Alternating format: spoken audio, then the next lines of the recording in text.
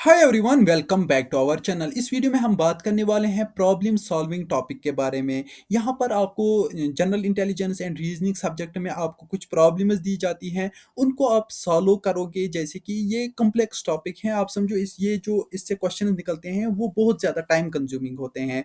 तो इन क्वेश्चंस को हम देखेंगे कैसे सॉल्व करना है, इसमें किस तरीके के क्वेश्चंस आते हैं। तो वो सारी चीज़ें हम इस वीडियो में देखते हैं। सबसे पहले समझते हैं कि प्रॉब्लम सॉल्विंग होता क्या है। तो आप समझो यहाँ पर जैसे कि आपको एक क्वेश्चन पूछा जाएगा, वहाँ पर आपको क्वेश्चन में कॉम्प्लेक्स सेट्स दिए जाएंगे, वहाँ पर इंफॉर्मेशन ऐसी होगी जो कि जमलड होगी, तो आपको उसे सही करनी है। लाइक कि सही रूल्स इस्तेमाल करके, सही कंडीशंस, डाटा सही गैदर करके, फिर वो आपको डाटा को इस तरीके से रखना है कि वो परफेक्टली रहे। तो यही आपका काम होता है यहाँ पर प्रॉब्लम सॉल्विंग में।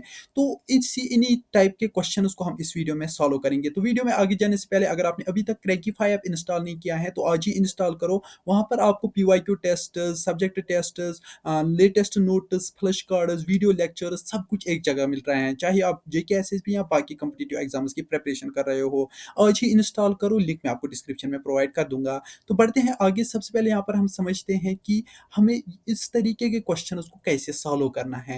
तो सबसे पहले यहाँ पर हमारा जो ऑप्शन ये है, पॉइंट है, वो है कि क्वेश्चन को समझना है। लाइक कि आपको क्वेश्चन पूछा जाता है तो क्वेश्चन में ही आप समझो इस तरीके के क्वेश्चन में 40% आंसर्स आप क्वेश्चन से ही फाइंड आउट करोगे। जैसे कि अगर आपको क्वेश्चन में कुछ पूछा जा रहा है, वहाँ पर दो तीन चीज़ें इंक्लूडेड हैं, तो आपको ग्रामर पे फोकस करना है। मेनली आपको ग्रामर पे फोकस करना है। वहाँ पर आपको सेंटेंस को अच्छे से दो तीन बार जब आप रीड आउट करोगे तब आपको क्वेश्चन अच्छे से समझ आ जाएगा। समझने के बाद फिर आपको वहाँ पर वो प्रॉब्लम को समझना है। फिर आपको रूल्स देखने हैं कि इस पे क्या रूल्स हम लगाएंगे। फिर आपको देखना है कि क्या क्या इंफॉर्मेशन क्वेश्चन में प्रोवाइड की गई है।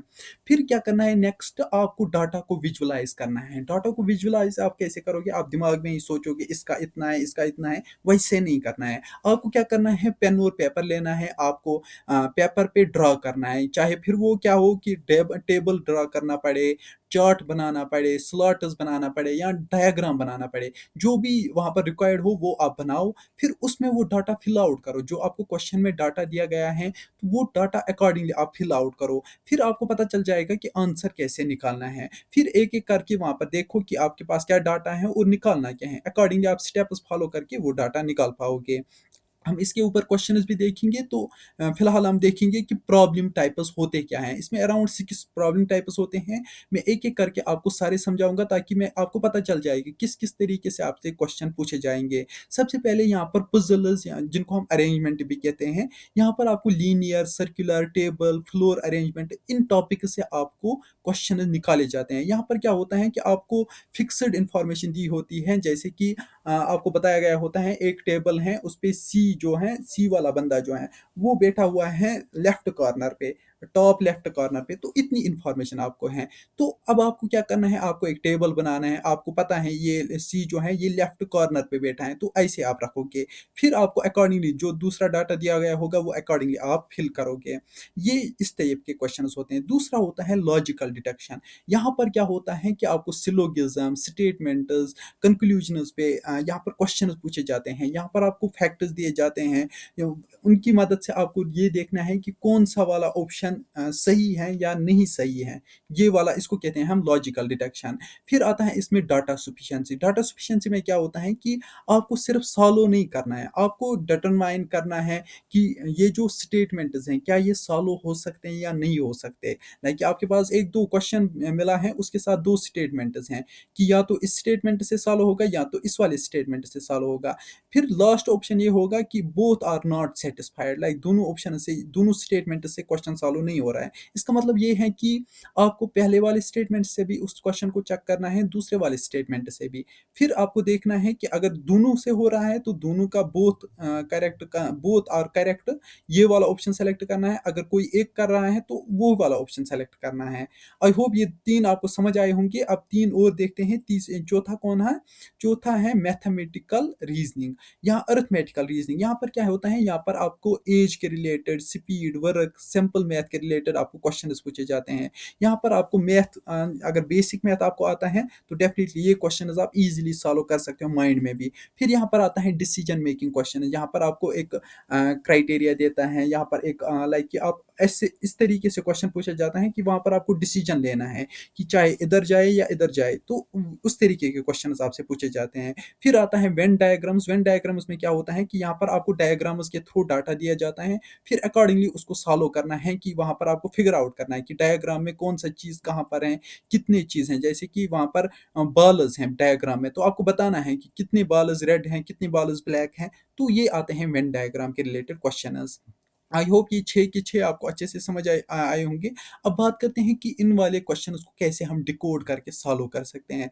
सबसे पहले हमें क्या करना है कि हमें लाइक कि स्टार्ट करना है। क्वेश्चन में कहाँ से स्टार्ट हो रहा है, वहीं से हमें स्टार्ट करना है। लाइक कि यहाँ पर आप समझो C sits at the left end, यहाँ पर क्वेश्चन में किसी जगह लिखा हुआ होगा C sits at the left and.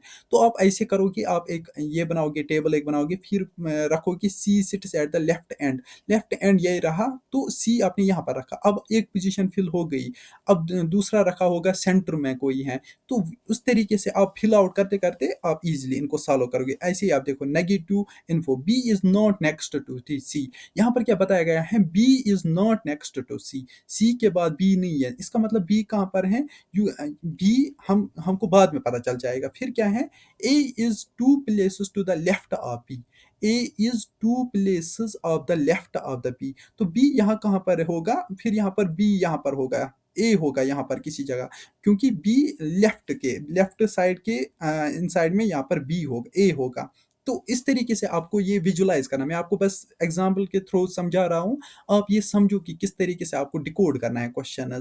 मैं आपको क्वेश्चन 2-3 भी दिखाऊंगा ताकि आपको अच्छे से समझ आ जाए किस तरीके से ये सॉल्व करना है। इसके बाद आता है विजुअलाइजेशन। विजुअलाइजेशन क्या होता है कि आपको सबसे पहले क्या करना है कि क्वेश्चन, इस तरीके के क्वेश्चन उसको दिमाग में सॉल्व नहीं करना है। ये गलती बिल्कुल भी मत करना, क्योंकि ये क्वेश्चन थोड़े कॉम्प्लेक्स होते हैं, सॉल्व करना मुश्किल होता है दिमाग में। सबसे पहले क्या करना है, लीनियर अरेंजमेंट। आपको नंबर लाइन एक बनाना है, जैसे 1 2 3 4 5 आपने ऐसे ये बनाए, डैश डैशेस बनाए। दूसरा होता है सर्कुलर। आपको अगर सर्कुलर वाले क्वेश्चन होंगे तो वहां पर आपको एक सर्कल बनाना है, वहां पर 6 to 8 पोजिशन आपको रखने हैं।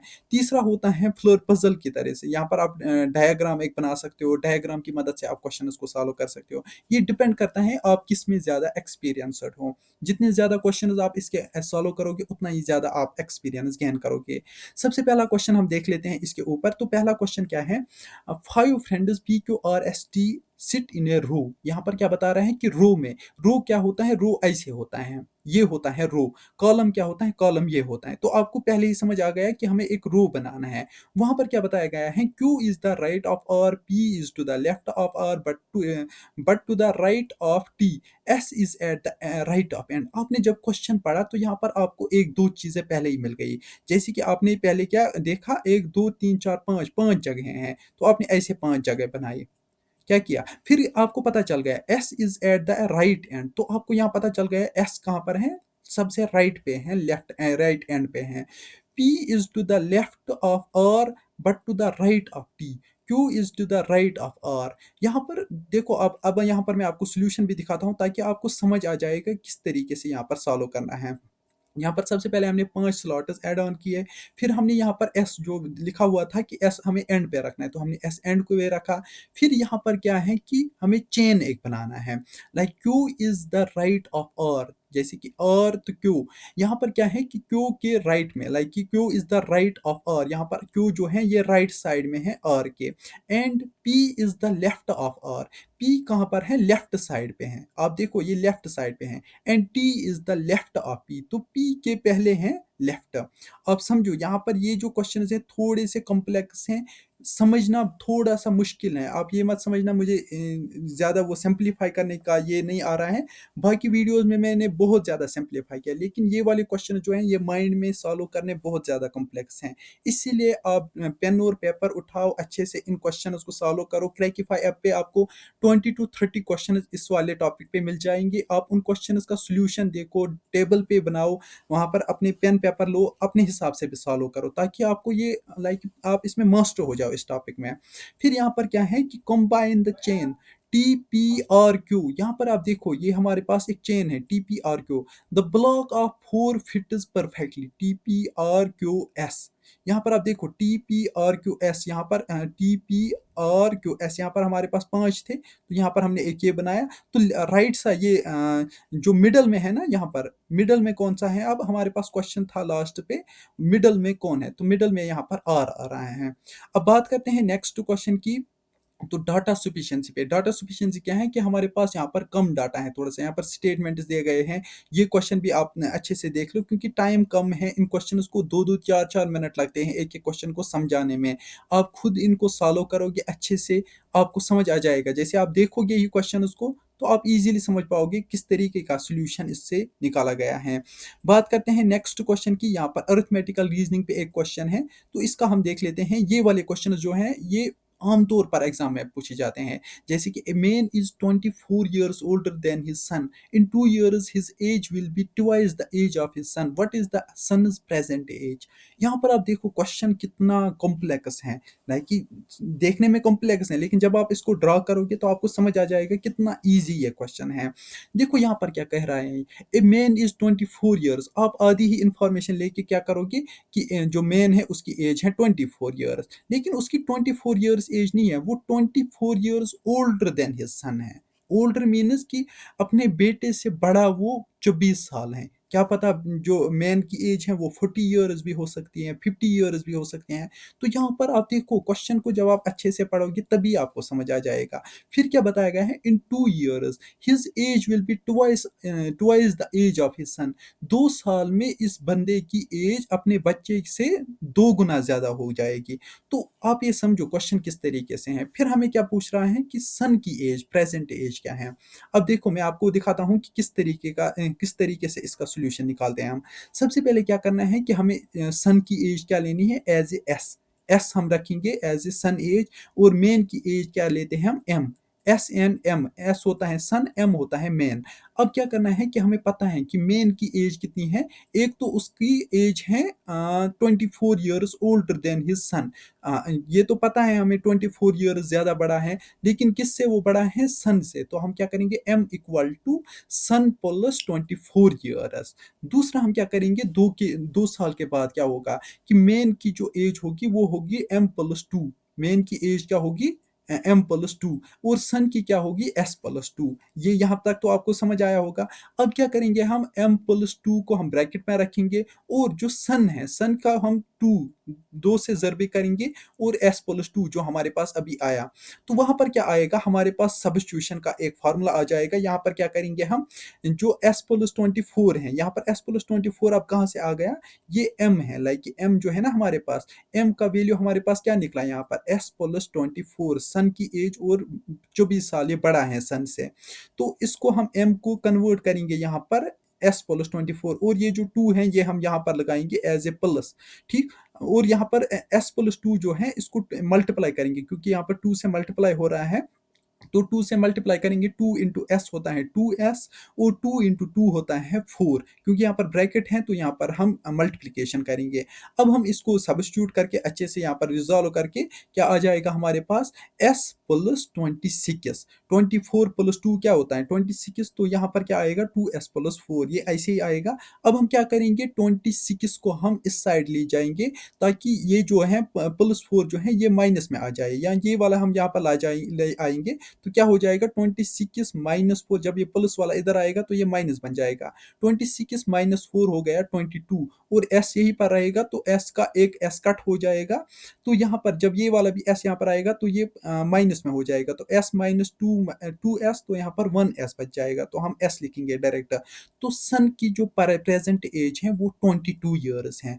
अब देखा आपने कितना टाइम लगता है, अराउंड 2 से 3 मिनट समझाने में ही लग रहे हैं। अगर आप ये दिमाग में करोगे तो आपको 10 मिनट तक भी इस क्वेश्चन के साथ लग जाएंगे। इसलिए मैं कह रहा हूँ कि आपको लिखना है और इन क्वेश्चंस को प्रैक्टिस करना है अच्छे से। आई होप कि ये सारे क्वेश्चंस आपको समझ आए होंगे। अगर समझ आए ये टॉपिक, तो चैनल को सब्सक्राइब करो, वीडियो को लाइक करो, और क्रैकिफाई ऐप आज ही इंस्टॉल करो प्ले स्टोर से, अगर इंस्टॉल नहीं किया है। मिलते हैं नेक्स्ट वीडियो में, तब तक के लिए बाय।